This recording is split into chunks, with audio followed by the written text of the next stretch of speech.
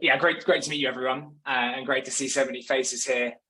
Maybe to start with a very brief introduction to myself and kind of the topic. Yeah, as Stephen said, previously co-founded a company called Paddle, now working on a new venture called GoodFit, which was quite a big change for me. I'd been running Paddle for kind of 10 years, since I was 17, 18, hundreds of staff, recently named a unicorn, which we're very proud of.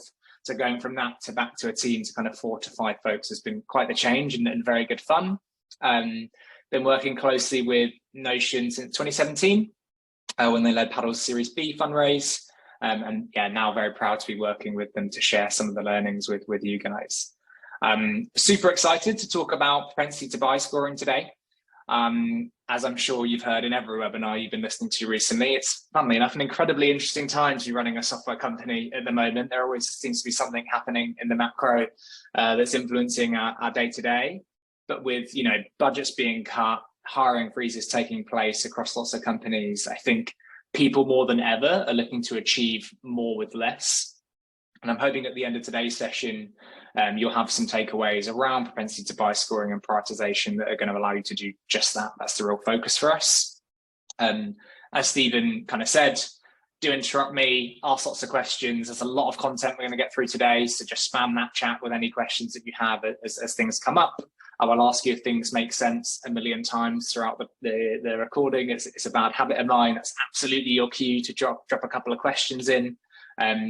And then the other disclaimer is I am slightly under the weather today. I normally pride myself on my enthusiasm and energy, and I'll do my best to keep it up despite the cold that I'm currently tackling. So thanks for your patience. Right, ready to kick off, guys? Everything going okay? Yeah. Okay, cool. So going to start off with a bit of fun. I wanted to set up a Zoom poll for this, but we might have to use the chat.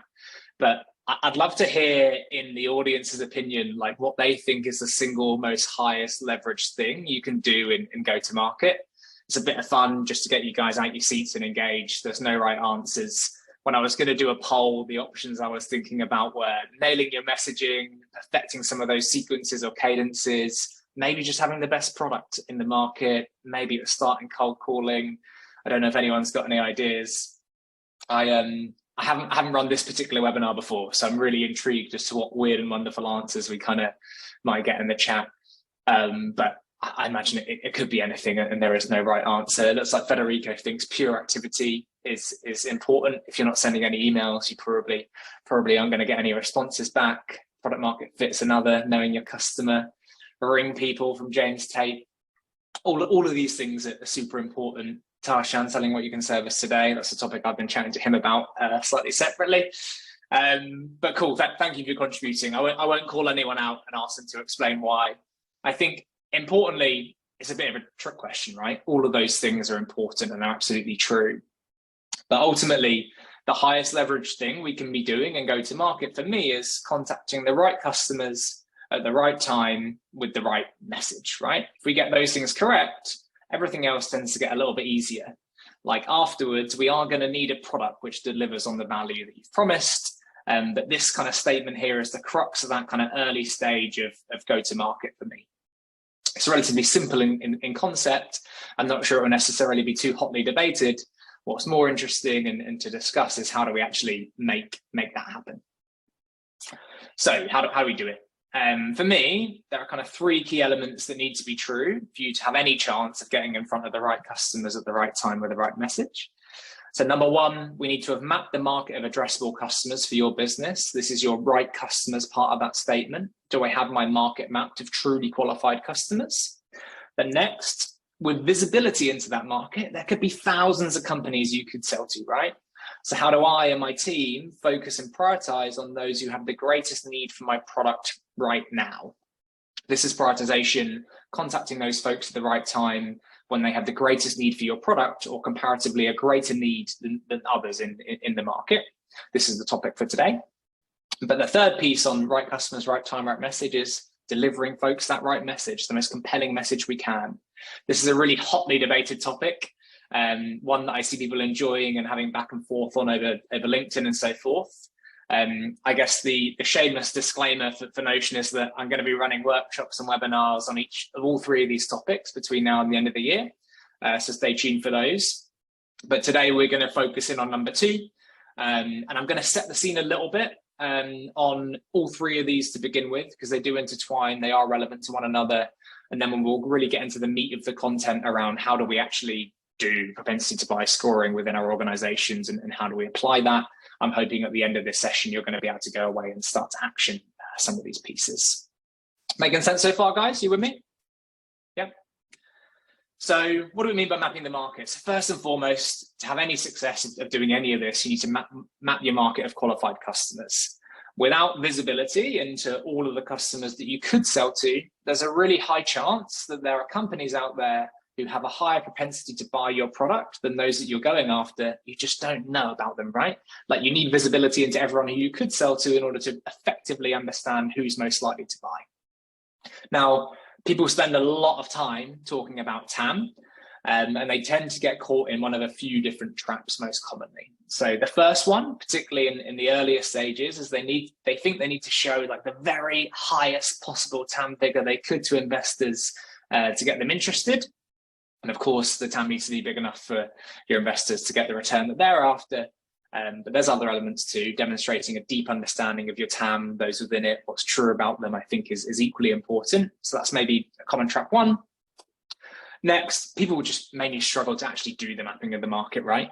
Like, I've seen a lot of companies reliant on like black box industry reports claiming market sizing of X, or even more commonly, I think people are often reliant on quite blunt industry filters in something like LinkedIn Sales Nav or Cognizant that say there are X thousand companies in X industry, but then when they start running through them, they disqualify like half of them because they don't quite meet the criteria that they're after.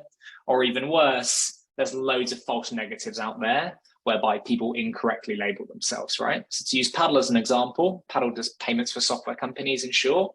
If I filtered for every software company in LinkedIn Sales Nav, huge numbers of them I'd have to disqualify because they didn't meet Paddle's actual criteria of having a checkout that we could service, even though they were a software company.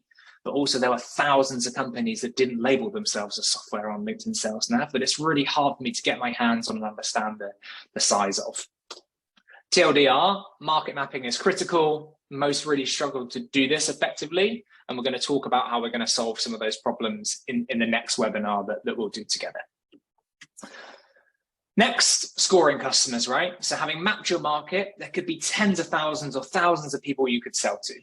But it doesn't make any sense for us to assign our focus on these companies at random. We should prioritize them based on their likelihood to buy, targeting the lowest hanging fruit or the most efficient wins that we possibly could. I'm going to keep this description brief because we're going to spend a lot of time talking about this today. And then last but not least, we've got hyper relevancy, right? So having mapped the market and identified those who are most likely to buy, we want to deliver the most compelling message that we possibly can to that company and that persona. There's tons of content on this right now. And again, to give you a bit of a tidbit into the workshop we'll do on this, I think the crux of a lot of what I'll talk about is that there's too much emphasis for me, at least today, on personalization as opposed to relevancy. So a lot of companies right now are delivering outreach based on a particular persona's interests or recent podcasts or something they've learned about that individual, as opposed to on a publicly observable need that that company has for their solution. And as a result, you might get really high response rates at the very top of the funnel, right?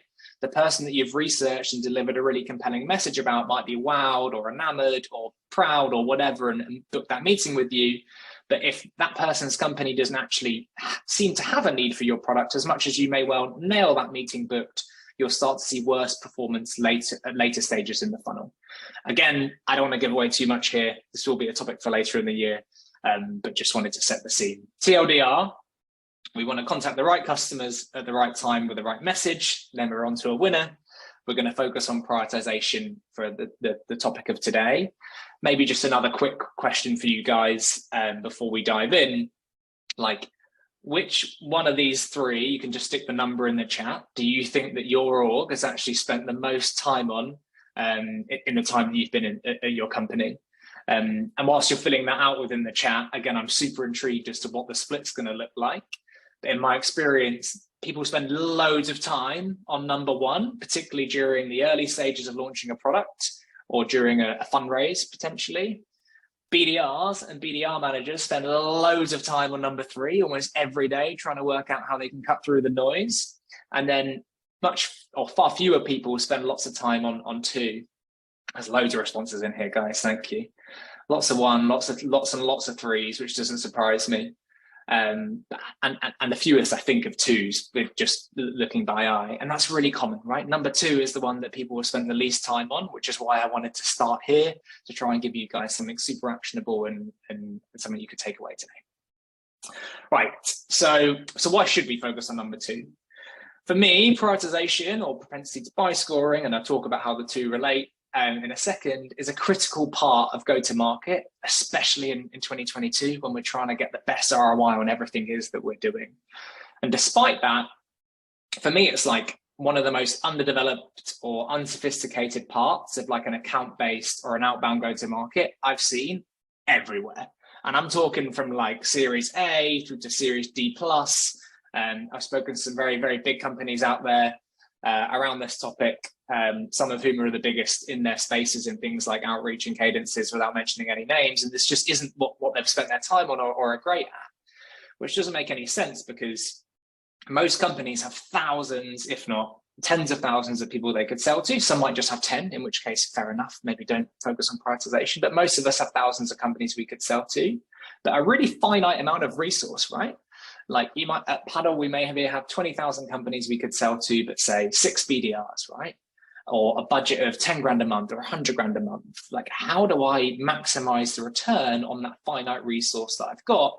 We do so by spending time on prioritizing who it is that we're spending our own time and our own money on. And the impact is huge, right? Like, please excuse my incredibly ugly slide with some very basic numbers on it.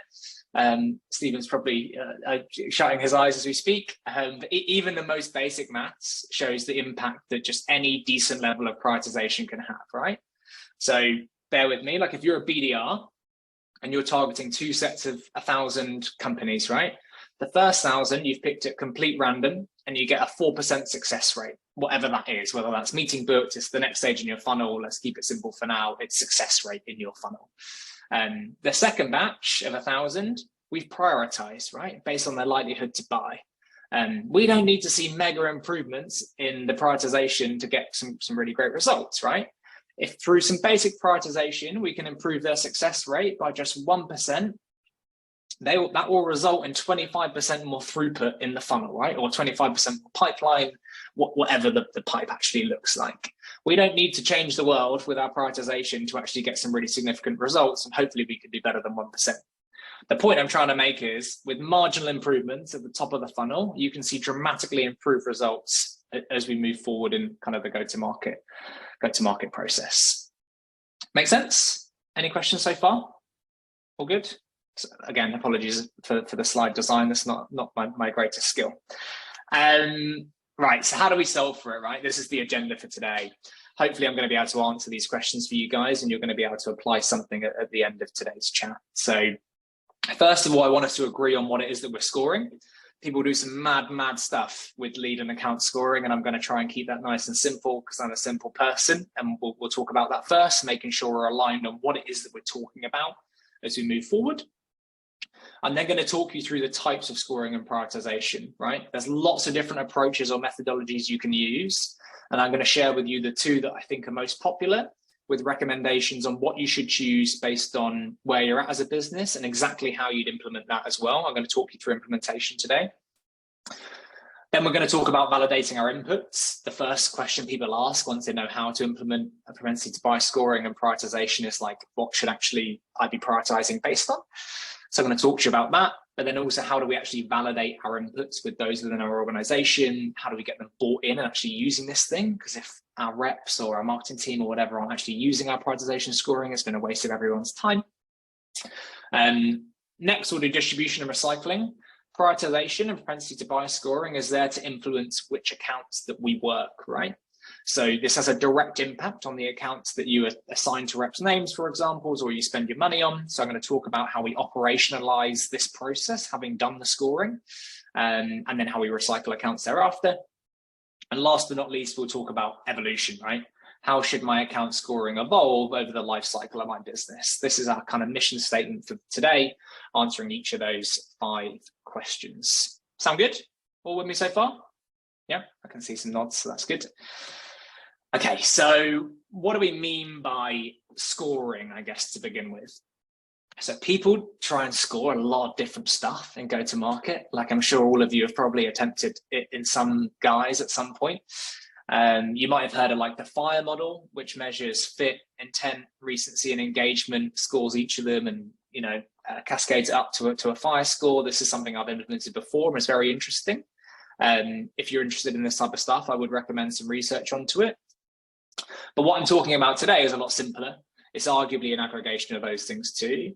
When I'm talking about scoring today, I'm talking about scoring an account's likelihood to buy, their propensity to buy.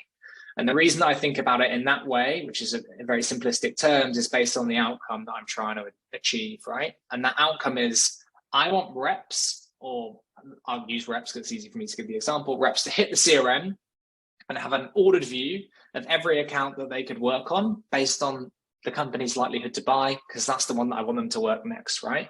I want to try and remove that decision-making or uncertainty around who should I speak to next, because they're going to be more productive if I can just tell them, and hopefully more efficient at every stage in the funnel per some of the stuff that the numbers we looked at earlier.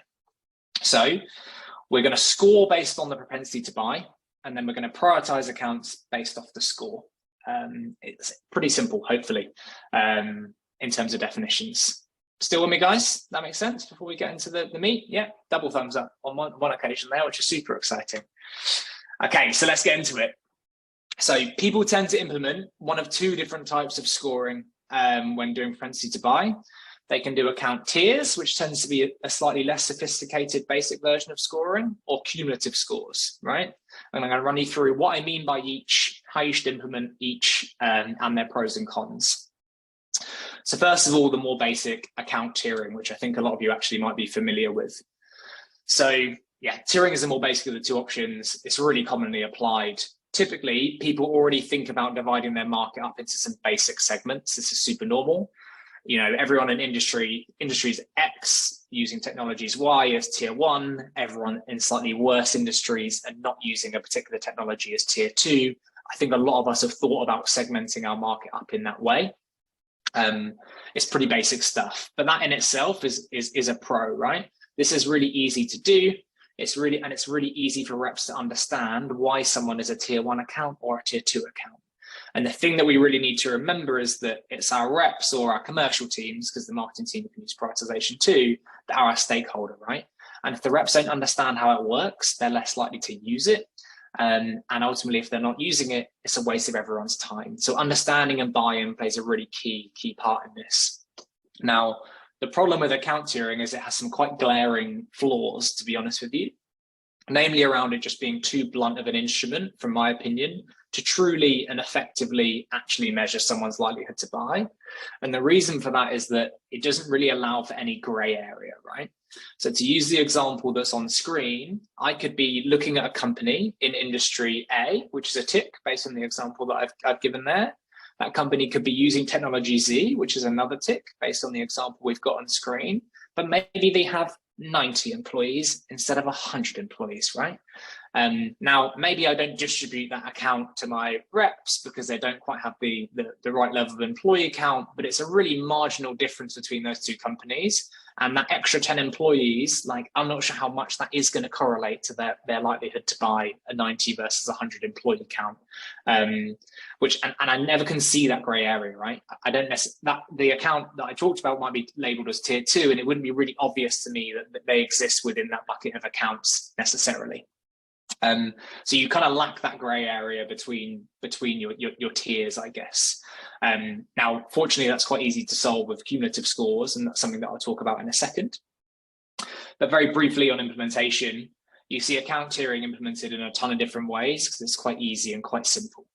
Most people will just export their list of accounts into Sheets or something, apply some filters, add a column called tiering, label the data and re-upload to the CRM. This is slightly problematic because you probably want to do that at some cadence because the data is going to be changing.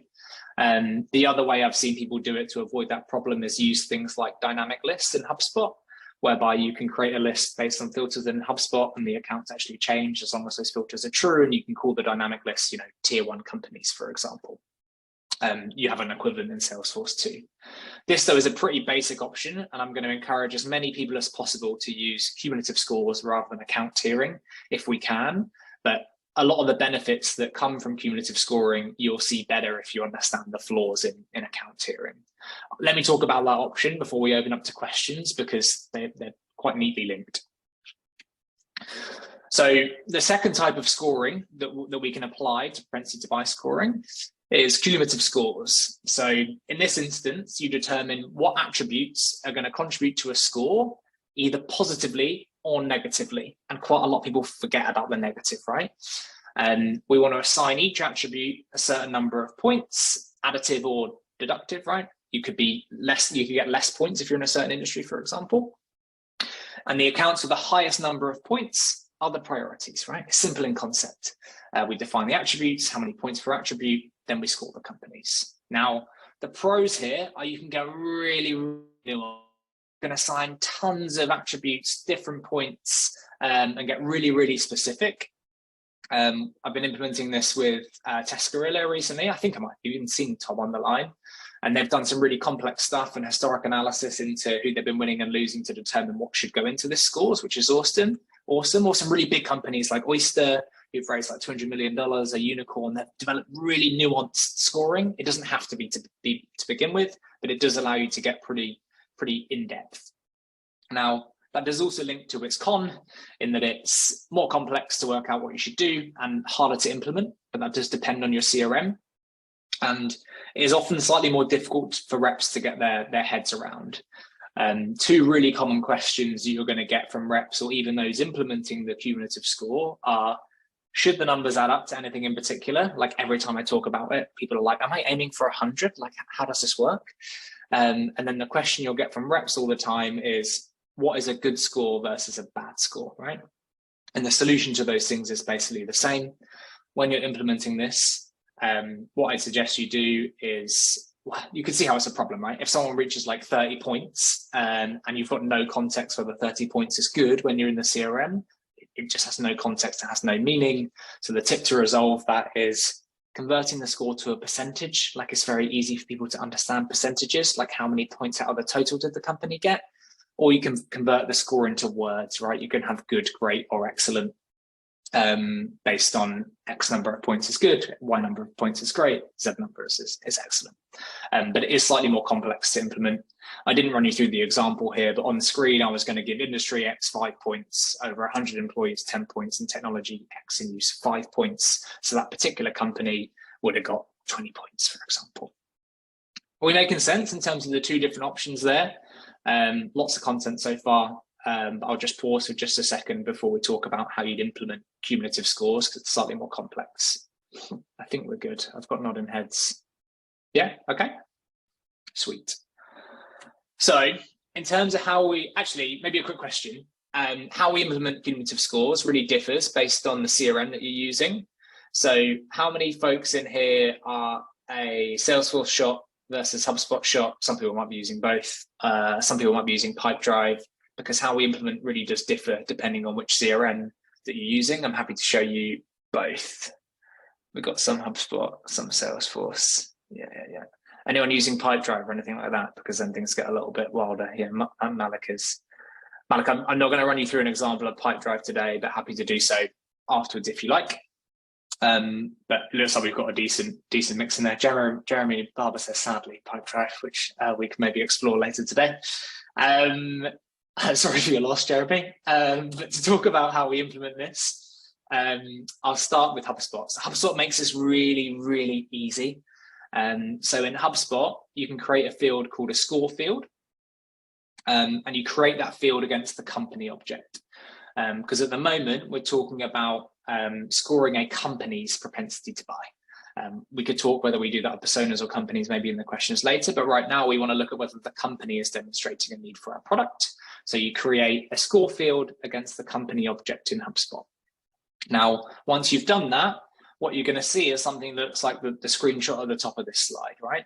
So you can see that you can add positive criteria or negative criteria, remembering that we might want to add points or deduct points based on certain things being true. When you click on add criteria, you're going to see something that looks like the little GIF that I've got at the bottom, right? So you, at the bottom there, you can see that they've said that if marketing emails have been clicked more than once, we want to give them some points, and they're giving them 5 points. I'm not necessarily sure that's the best attribute you could give scores based on, but you could see how it works. It's really, really nice, really, really easy to do. They do all the hard work for you. There's a nice UI UX. One of my favorite features in HubSpot is actually just that. Really interestingly, HubSpot seems to be really taking over in terms of early stage, like companies launching their outbound teams right now in terms of CRM. For the HubSpot users, is that making sense? I don't know if people are familiar with the score fields and so on and so forth. I think I'm seeing some nods, so that's good. Indeed, very easy. Tom did it himself. Tom, I don't know if you want to share any experience on maybe setting up that score field, or if there's anything you want to add there, mate. I'm going to talk about inputs later where we could potentially get some more from you, but maybe in terms of setup, is there anything you want to add? No, I think you explained very well, Harrison. We found it very useful to have it. We had a lot of discussions internally on doing it on the company versus the persona or the contact level. We ended up with a bit of a combination, and we actually ended up having 2 score fields. Now I make it maybe too complex, but one is indeed, does it fit like this, the ICP, the other one is kind of more behavioral. Originally we had it in one, we decided to remove it. Mm-hmm. That's cool. And we could probably talk about when you want to score personas versus companies in later, but thanks, mate. You might even add into your company scoring whether a certain role exists in that organization, right? Like this can actually contribute to a company score. That if you're like a product-led motion with lots of interactions with your product, you might be tempted, like Tom, to also start to score some of the users too. So that's HubSpot. Super, super simple. Tom can attest to that. He set it up very recently.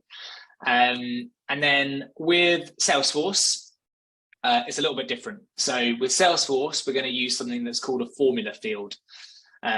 So again, we're going to create that field at a account level. Accounts and companies are basically the same thing. That's why I use them interchangeably. Salesforce calls them accounts, HubSpot calls them companies, because we're scoring the account. So we're going to create a formula field at an account level.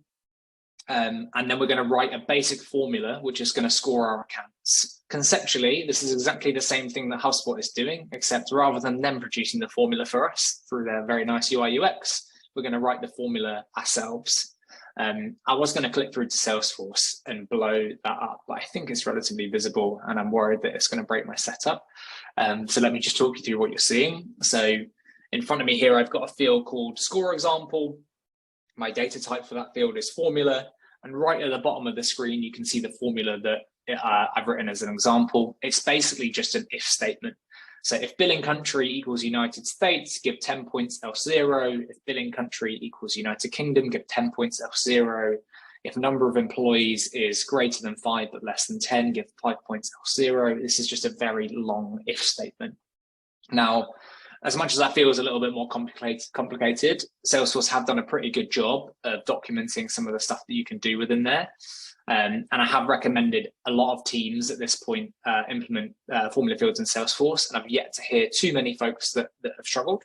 But if you are trying to implement this in Salesforce and you need a hand, feel free to drop me an email and I'll give you a hand, or I can certainly point you in the direction of someone smarter than me that can do so. Looks like there's a quick question from everyone there. How do we choose the attributes themselves? That's a really good question. I'm going to talk about the inputs, I think, next. So let me cover that slide, Egil, and then we'll come back to your question very specifically, because there's a part of your question in there around activity and interest that I don't cover directly. Yeah? Make sense of implementation? Everyone with me? Yeah? We're kind of through the operational bits now, and we'll start talking about the qualitative. So I was teed up very nicely there by the question. So now that we know what type of scoring we can do and how we're going to set up, the next big question that people tend to ask is what should go into it, right? Like what should actually contribute to the score? And I'd encourage you to think about your inputs both quantitatively as well as qualitatively. So on the quantitative, I'd look at historic performance, looking for correlation between people who reply, who you create ops with, who you go on and win, as well as the opposite. Don't just look for positive correlation, but negative too. The people who aren't replying, the ops that you are losing, and so on and so forth. because we can do positive attributes as well as negative. Now, the quantitative only really works if you've got a statistically significant amount of historic data to actually look back on. So this is going to be harder for earlier stage folks with Test Gorilla, and maybe Tom could correct me, but Test Gorilla are moving to an outbound sales process, having had a lot of success product-led before. So we did a lot of correlation analysis, they did a lot of correlation analysis into who they've been winning historically and losing historically from their product-led motion. We use that to inform what should go into the scoring, aware that who you might be targeting or who we might win from an outbound perspective might look a little bit different. And this is why it's really important to layer in the qualitative too, right? Because more often than not, those that you've won historically won't necessarily be the same companies that you're targeting in the future.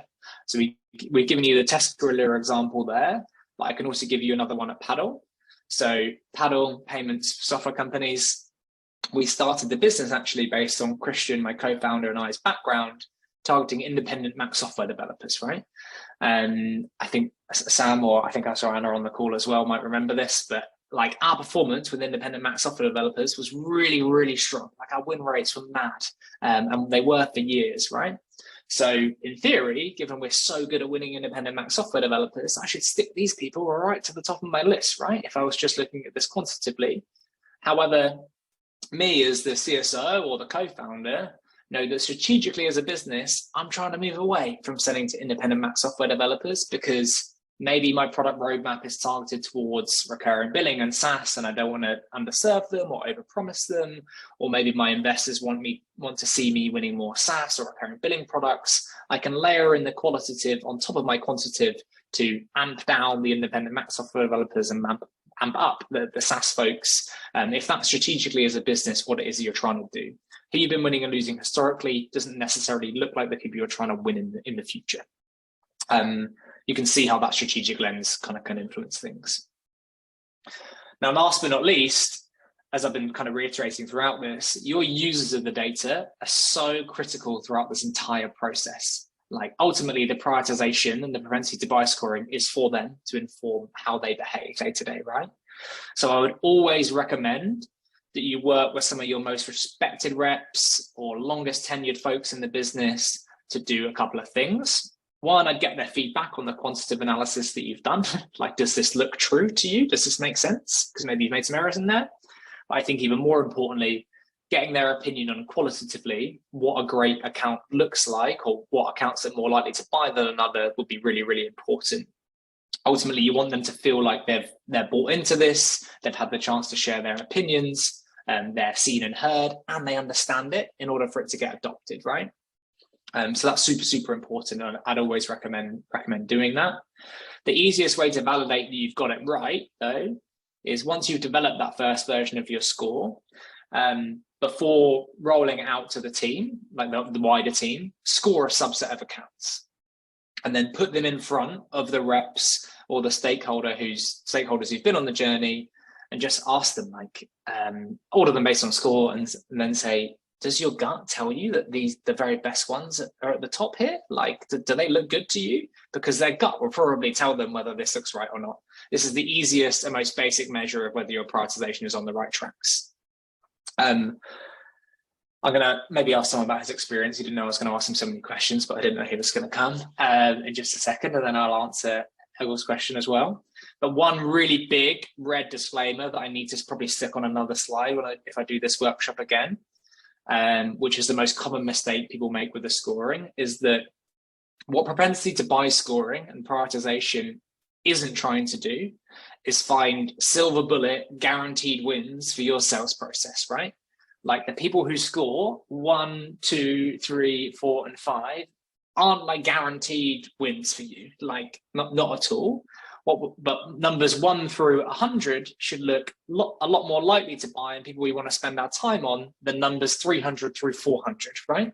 Like what we're trying to do is spend our time on those who look a marginally better fit for our time and our spending our money than those who are later down the list, right? We're looking to drive those marginal gains, not predict who is 100% nailed on to buy your product, because that is impossible.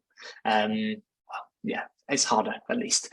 Does that make sense, guys? Tom, if you're still with us, I don't know if you want to share how you came to some of your inputs. If you're busy working away, I'll do my best to share your experience, whatever works for you, mate. No, I was not putting the camera on because I was also combining it with lunch. But that's finished. So yeah, as you said, right, we've actually done first kind of detailed analysis, correlation analysis on the lot of data we had, and that's indeed the benefit we had because we had a lot of kind of product led and which attributes lead to a deal. So based on historics, we added indeed, as you said, a bit of that forward looking, and we wanted to move up market a bit. So that's also something we overlaid on top of that. And then actually we started, but it's slightly different, I think. I just introduced this to the sales team, like, hey, you guys want leads, here's the way to go. And that inspired them to say, hey, what are these hot leads that are now automatically in HubSpot with a workflow assigned to me? And that triggered their interest. And then it's like, okay, these are not good ones, these are good ones. And then we had one-on-one discussions on, okay, let's see how they into this. But I tried to reverse it so that first it captured their interest, and then Awesome. and then we made some refinements, and we still are. I think it needs to be something that's kind of continuously updated. Yeah, and it definitely needs to evolve. You're right. Anything else, mate? Sorry, didn't mean to cut you off there. No, and as I said, because that was also the question, right? Initially, we started with both demographics and behavioral attributes in one formula. We decided later on to separate the two. So we have how well are they in their ICP, and separately, how actively are they kind of visiting our website, downloading white papers, etc. to have. That's awesome. That's awesome. And yeah, to pick up on a couple of those points, we're going to talk about how the scoring needs to be iterated on over time and when you might do that. So that's coming later. But those feedback loops from the reps are super, super critical. If there's a tip on that, like if you're not having the qualitative discussions with them, at least on, does this look good? Are we getting this right?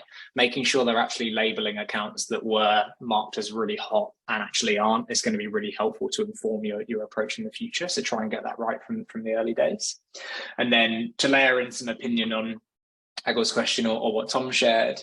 So the beauty of doing the scoring within the CRM is that you can include a range of different data points, right, on what should go into the scoring.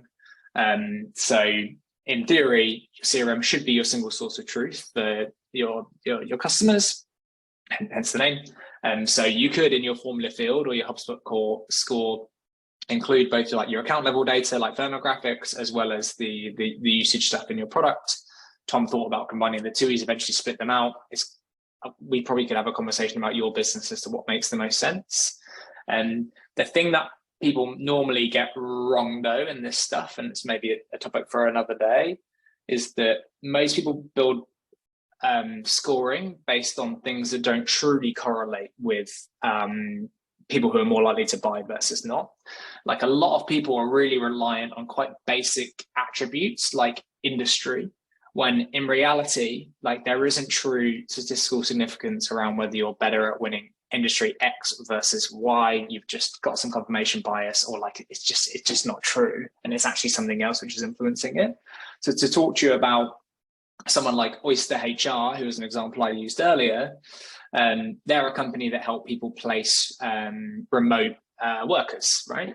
So the thing, they've built out a really complex set of account scoring, but some of the data that they use to do that is sure industry, because some industries are more likely to need remote people than others, like software, who are hiring for software engineers, are more likely than big retail companies with stores, because they'll have HQ locations and then hire to the HQ. But some of the data points they've looked at are like the number of open roles that are remote in a particular organization, or if remote is being used in keywords in job descriptions, right? The narrower and the better the data set that we actually have, and more specific the data set that we actually have to build your prioritization, the better it's going to be. So do include your sizing, your firmographics, etc. I'm going to talk about those things a little bit in distribution later as well, on the difference between distribution and prioritization. But the better the data set you actually have on your addressable market, probably the better you're going to do of your prioritization scoring, because I imagine the things which actually correlate to people being likely to buy for your product versus not are going to be really specific to your business as opposed to just industry, or at least they'll better correlate. So hopefully that answers your question in a roundabout way there. And thanks for your help, Tom. Appreciate it. Let's keep going. So at this point, in theory, we've mapped our market of every account or company we could sell to. We've got scoring set up in the CRM, so each of them is being scored. Ideally, the inputs to that score should also be kept up to date, right? It's no good scoring people based on out-of-date data, so make sure that the data that you're doing your scoring on is being kept up to date too. And now that we've reached this point, we actually need to go to market, right? We need to actually get the accounts in our reps' hands and get them selling. And there are two kind of main approaches that we see here. So there's named accounts, or account assignment, it's sometimes called books of business, or there's ordered lists. And I'm going to run you through both. Excuse me, that's the honest creeping up on me. So named accounts or account assignment, it's got lots of different names. This is when companies tend to want to distribute a set of accounts to their reps. This is most common with larger, more complex sales organizations. This is something I'm chatting to Unbabble about at the moment, for example. I think a couple of folks are on the line here. And when you're doing your account assignment or naming your accounts or building your books of business, whatever you call it, there might be some parameters that you're forced to work within, such as region or industry or size. And this is linked to your point a little bit, Egil. For example, like if you have reps in a certain region, you might need to assign them accounts to that region, in which case that's not prioritization, that's distribution, right? And we should just be conscious of the difference between those two things. You might have parameters that you have to work within from a distribution perspective, and you kind of want your prioritization to be independent of distribution if you can. If that makes sense. Prioritization should be measuring someone's likelihood to buy. Distribution might just be impacted by external factors. The other thing that might be a parameter that you have to work within for distribution is delivering a certain number of accounts that we know a rep's going to need in order to hit their target, right? Whether that's 500 or 250, 100, whatever it may be. Now, in any case, what we're going to try and do is kind of obvious, is based on the parameters that we're having to work within, such as size or region, we just want to try as equitably as we can distribute the accounts that have been scored to our reps, right? If I've got 2 reps in Spain or 2 reps in Europe, and I've scored all the accounts within Europe, I just want to try and equitably distribute them so that both of them have the highest chances of possible of hitting their target. Simple as that, right? It's sometimes easier said than done. I'd like to build some tooling around that at some point, maybe more on that later, but in theory, that's what we're going to try and do. A couple of pointers though, and suggestions. If you are distributing reps based on like region, for example, I would absolutely avoid assigning the entire region to the rep.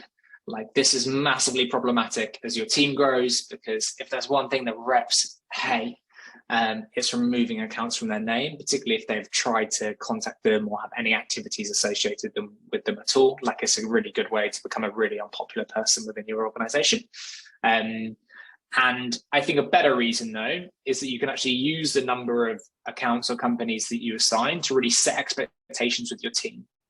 So you could have a conversation with them to say, the reason I've delivered you 200 accounts, 100 accounts, whatever it may be, is because I expect you over the course of, say, the quarter to have to interact with, I don't know, 100 of the 250 or 150 of the 200, because that will yield you X number of opportunities based on funnel performance. And with our usual win rates of Y, that means you'll hit your target, right?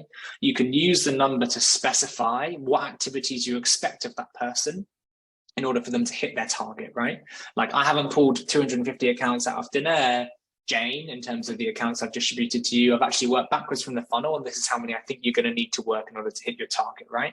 It can really set their expectations and get them working hard from day one, or whenever you deliver the accounts, or name the accounts in this instance. You should think about recycling if you're doing the named account approach, right? And how often you recycle the accounts is going to be based on your sales cycle. To be honest with you, sometimes it could be 6 months, sometimes it could be, like I work with Clary and they do this annually. But most people tend to do it quarterly around the size of investment that Notion tend to make in B2B. But it's going to depend on your sales cycle. The way in which you do it is that you look at the accounts under a particular rep's name on the cadence that you've agreed, say quarterly. You pull out the accounts that haven't engaged or just don't look a great fit, are ignoring you, have been closed loss, whatever, and you top them up with accounts that look like the most likely to buy as of right now, what you'll notice is, if you've done it right, is the score should also be dynamic and being updated based on the inputs and the attributes you've chosen. And hopefully there are a bunch of new accounts that are scoring really highly that we can top the rep up with, right? The important thing is to get a really nice cadence and process for recycling and topping up accounts for your reps. This is really helpful too when you've got a really growing and kind of sales organization, which is also why having your market mapped is really important, because you then know how many you have in the pool to actually to work from. That's named accounts, lots of information there. Any questions, or that making sense? Any thumbs up? So Steve, typically RevOps are doing this. If you don't have RevOps, it's typically a sales manager or your sales leader. They're normally one in charge of working out which accounts get put in people's names. No worries. Next, we've got ordered lists. So this is the alternative, and this is basically where we let reps pick accounts themselves rather than put them in the reps' names. In this case, it's super easy to set up. I create a view in the CRM, which lists every qualified account ordered by their score. We used to have this at Paddle. It was called the account queue. We eventually evolved away from it. But this tends to be most common with very small teams where less coordination is needed or worth it. Maybe you're like 2 founders and 2 sales reps and you talk every single day anyway, and you just want a really easy way to jump into the CRM and work out who should enroll in your sequence, right? It tends to be quite common with small teams. Now, if you start with this, because it's a lot easier to adopt, you will need to start to implement some level of validation rules as you scale, and the most common is that you should just limit the number of accounts that a rep can assign to themselves, because one day you will hire that very mischievous rep who would jump into the account queue and try and assign them every single account with the highest score and leave the scraps to everyone else. So just with some basic validation on the number of accounts you can have in your name kind of fixes that problem. In all truth, this is a really easy way to get started. It doesn't need RevOps, it doesn't need processes, it's just super easy, but it doesn't tend to scale when you start to have a multinational team with regions and size-specific ops that they work and so on and so forth.